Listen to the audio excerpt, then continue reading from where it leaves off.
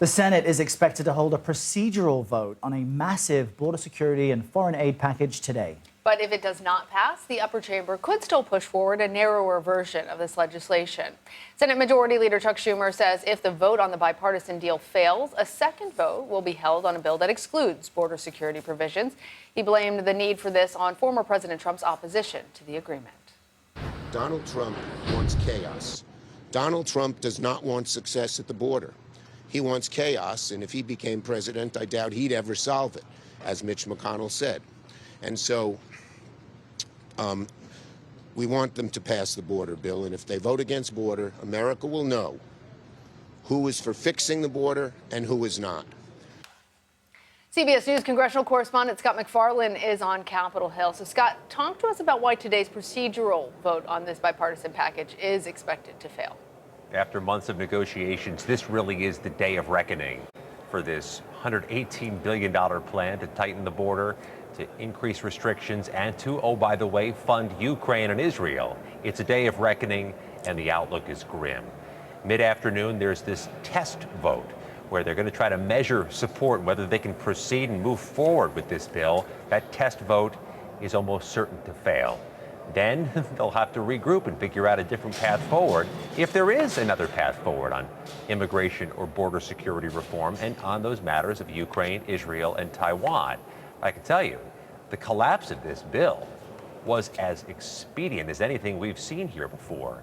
The thing posted online for people to read Sunday night, minutes after it was posted, there were denunciations from key Senate Republicans, almost faster denunciations than the time needed to actually read the 370-page piece of legislation. It was headed in a bad way from the jump, and today is probably the final chapter.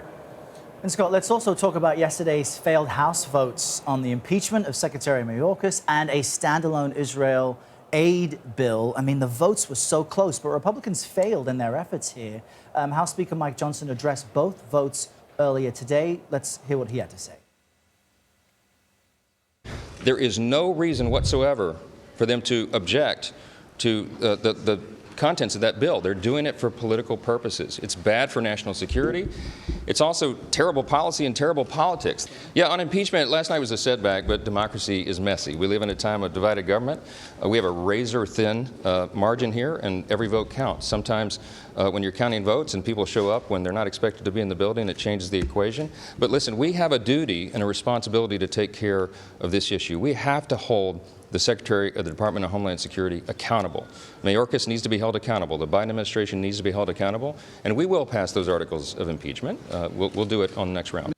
People show up when they're not expected to be in the building, alluding to a lawmaker who made it out of surgery to get on the floor to vote. How overall is the GOP reacting to their own failure here?